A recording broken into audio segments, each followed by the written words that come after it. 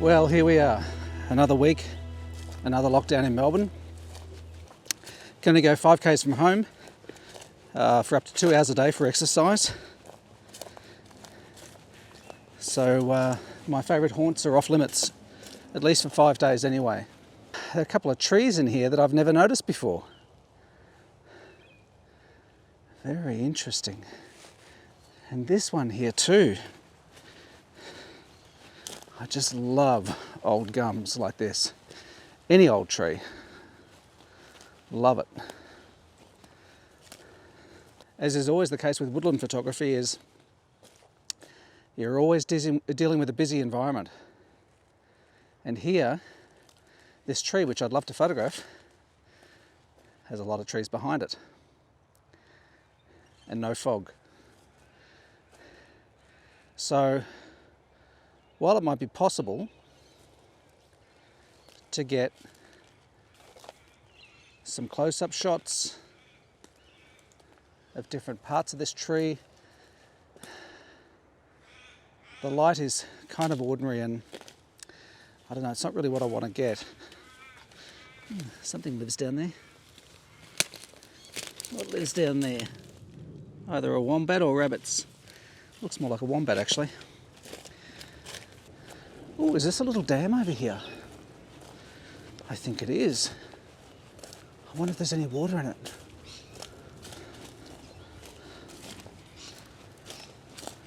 It doesn't look like it. Oh no, there is some. I never knew this was here.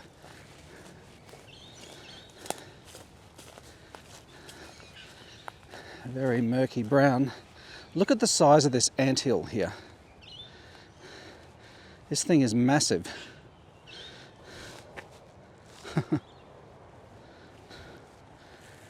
Okay.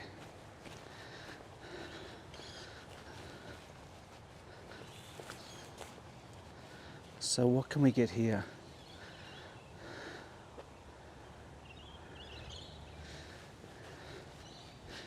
I'm thinking, we've got a breeze which is making this water very ripply.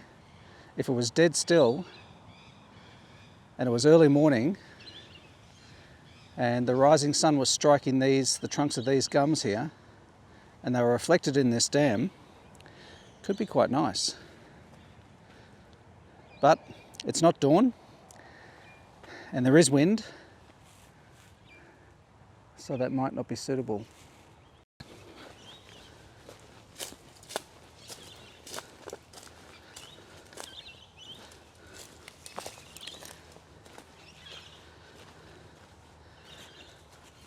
See, there's a possibility that at dawn, the light comes from that direction. If it was coming through those trees and striking these trunks here, and this water was dead calm, as it probably would be early in the morning, and those trunks were reflected in this pond here, this dam, that might be quite pretty.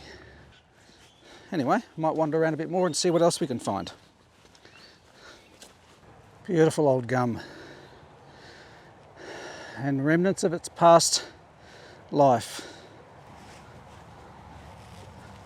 I just realised that I forgot to get my tripod out of the car for my R5, and even though my car's not that far away, I think I'm actually going to try a shot of this tree from down low with my little Ulanzi tripod looking up with the 14mm. Incidentally, I've just ordered the 14 to 35 RF lens and I'm very excited to get it. Have to wait until August though. But that means the 16 to 35 is now for sale, sitting on eBay. Hopefully by the time you see this, it will have already sold. So until the 14 to 35 arrives, I'll survive quite happily with my Samyang 14, bloody planes, my Samyang 14, my RF 70 to 200 and my EF 100 to 400L lens, and of course my 50. RF 50 1.8. I mean, really that's more than enough, but the 14 to 35, such a gorgeous looking thing. And I think once I have that, because I haven't been shooting any Astro, I think once I get that I might get rid of the Samyang 14, even though it's a beautiful lens. I'm going to shoot with it right now, but I just don't think I need that f2.8. So anyway, let's see what we can get with this fella on a little tiny tripod with the Samyang 14 on the Canon R5.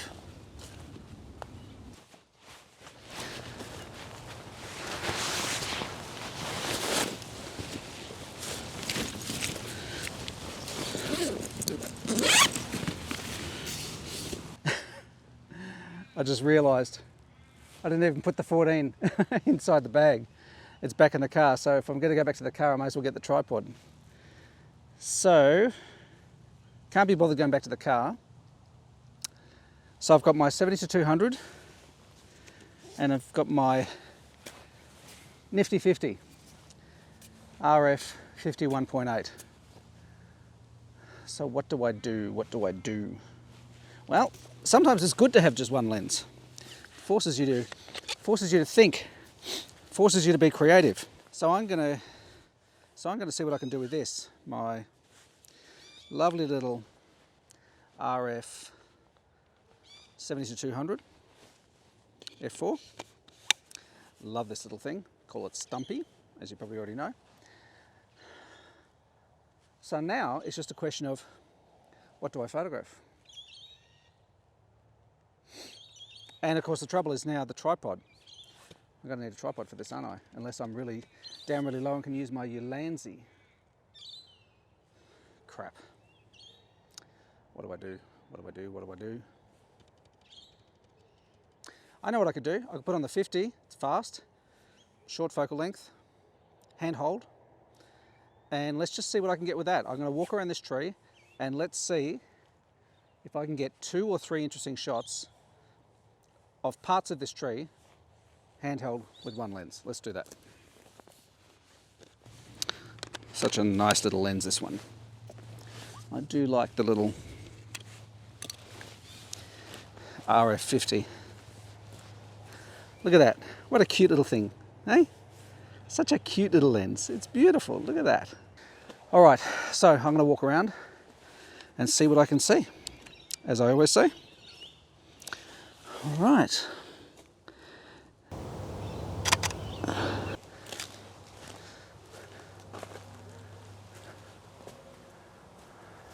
I always like looking up a tree.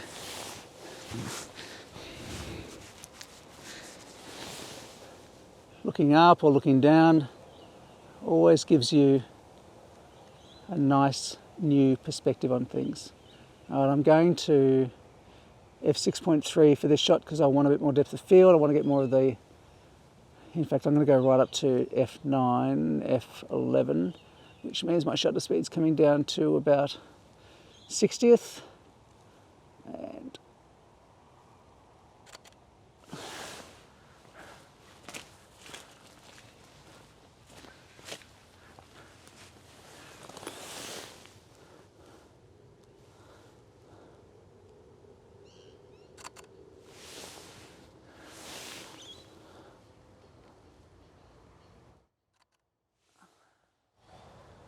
I've got some nice light coming here now. Let's make this fairly shallow in terms of depth of field. f5, 1/25 of a second at 640 ISO. I'm actually going to go right down to f2.8, which is about 400th of a second, 640 ISO. Yeah, that's nice. One good thing about doing this kind of thing is it forces you to just really observe your immediate environment, and you grow to appreciate it differently because you slow down to really look at it.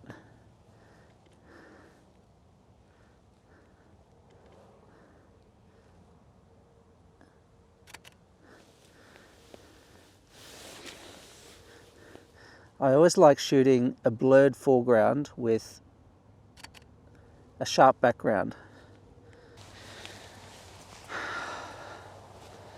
Okay, let's go for a walk around the other side of it. Come with me.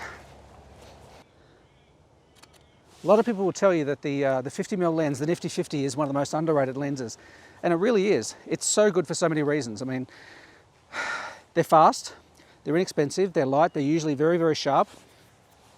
You can hand hold at pretty low shutter speeds with these because of the shorter focal length. They have almost a sort of a natural field of, not natural field of view in terms of the width, because that's very wide, we see very wide, but they have a kind of a natural perspective. Relationship between foreground and background looks quite realistic with a 50 or a 40mm lens. Anything really between 30 to 50 looks kind of very similar to the way we see things. So, you know, we're always trying to make things look wider than we see them or more compressed than we really see them, and that's nice. And I certainly love doing that, especially with a long lens. But sometimes it's actually really nice to photograph something exactly the way your eye sees it, with the same perspective as your eye, and that's where a 50 really comes in. Okay. I also like the way that curves off there.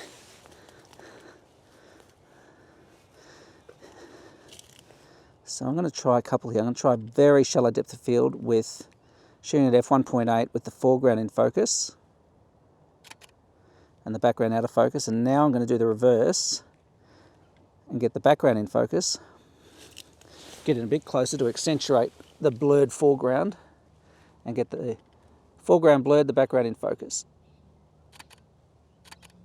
400th, 1.8, 640 ISO. I like the way there's a bit of the low light just through the trees there. All right, let's go for a walk around the other side. This is fun, don't you reckon?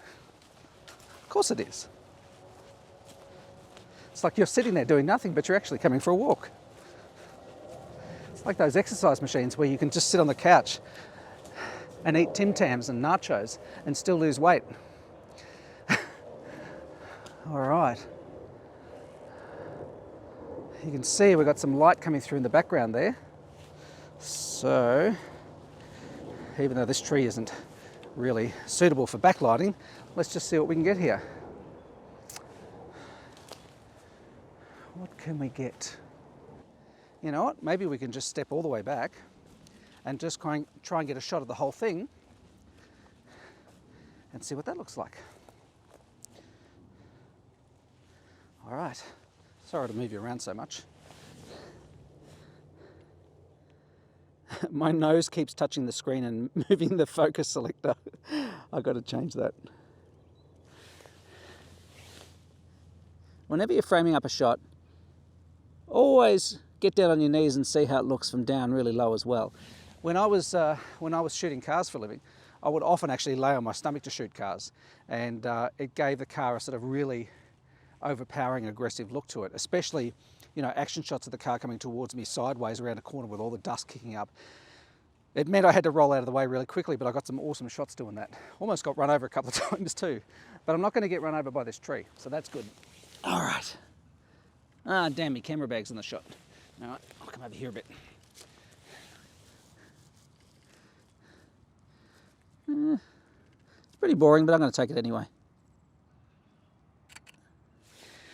And now I'm going to do what I was just saying and lay down in some kangaroo shit. Yeah, interesting. Again, 1.8, 400th of a second, 640 ISO, shooting a couple of different parts of the tree.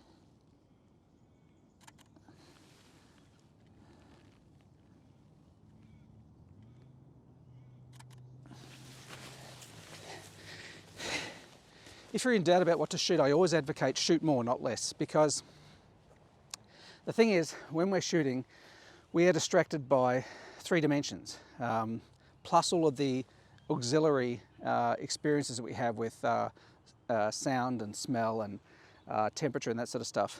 So what we feel, what we see, and how we see it is often different to how the camera, well, it's always different to how the camera sees it. So, you know, I advocate shooting from a few different angles, high, low, on the ground, you know, different sides of the subject, framing it up different ways, and then picking out the ones that you like best and then playing around with the cropping of those in post-production. You don't have to figure out how you're going to crop it when you shoot it. Oftentimes it'll be obvious. It'll be really obvious how you want to shoot it, but sometimes it just isn't. So, you know, if anything, give yourself a little bit of room, a bit of latitude to crop in later, it just gives you options. I like the way the light is hitting their leaves here. That's nice. Okay, so now I'm going to give myself a lot more depth of field because again I want to get a lot of that in focus. So I'm going down to f11. That means I'm shooting at 30th of a second, which is fine. I don't want these scrubby trees here in the foreground. I just want these nice ones here. So let's have a look at that. That's nice. I've got the main bough there coming in from the left corner.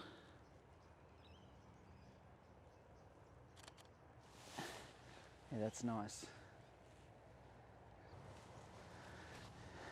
You know, I don't do this enough. Just walk around with my 50 and take photos. You know, most of us when we start out, well, most of us my age when we started out, we only had one lens. I mean, I had a Voigtlander Vitoret fixed lens camera, so couldn't change the lenses on it. It had what it had.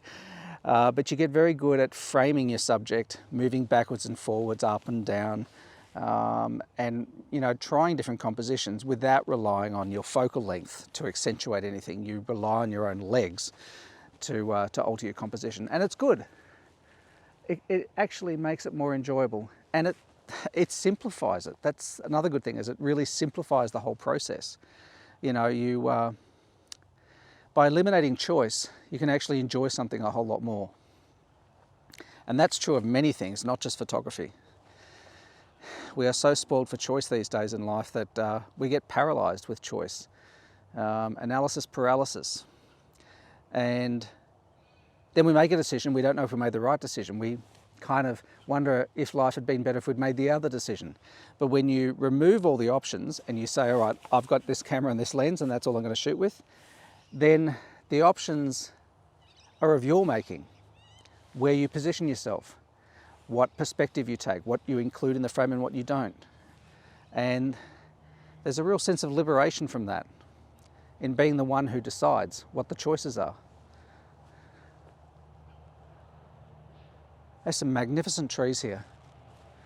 It's just a shame that they're all kind of hemmed in by all these other smaller trees. With the exception of that shot that I took a while ago, that big tree, gnarly tree with all the little ones behind it. It's still one of my favourite shots. Okay, so what have we learned here? Well, when I say what have we learned, I mean what have I learned, because I'm constantly learning and unlearning and relearning stuff. But eliminating choice is sometimes one of the best things you can do. I could have gone back to my car and got my 14, could have gone back there and grabbed my, my tripod, but I'm glad I didn't now, because it kind of forced me to make a decision. I thought I was going to shoot this tree with a 14mm and take the obvious shot, down low, get all of its gnarly branches, that sort of stuff. But now I'm glad I didn't, because walking around with the good old nifty 50, it brought me back to the old days of just walking around and looking at something from different perspectives and sort of walking in close to my subject, different parts of the subject. And that's nice. It's nice for a change. It really is nice to control the choices that you allow yourself, because we're so blessed with choice these days that it really is a curse in so many ways. You know, I'm finding that these days, every time I acquire something new, I get rid of something. And that's not just because of the stuff that I learned through the likes of Joshua Fields Milburn and Ryan Nicodemus at the Minimalists. Geez, I can't even talk properly. It's not just because of the stuff that I learned from those guys, and I really, really respect the views that they have on minimalism and consumerism. It's not just that. It has real practical benefits and psychological benefits when you make the choice, when you choose to simplify your life and eliminate wastage, and by virtue of that, eliminate choice. An infinite choice is never a good thing. Infinite options is a terrible thing. There's something wonderful about having 1, 2 or 3 choices, and that's it. And so by just slapping on my good old nifty 50 and walking around this tree and limiting myself to handheld only, with that lens only, it was wonderful. I don't know how good the shots are. They might be rubbish, but it really doesn't bother me. I really don't care. that's not why I photographed this tree. It wasn't to create awesome photos. But anyway, I hope this was of some use to you. I hope you enjoyed it as much as I enjoyed photographing this old beast. And take care of yourself, get out and take some photos, and bye for now.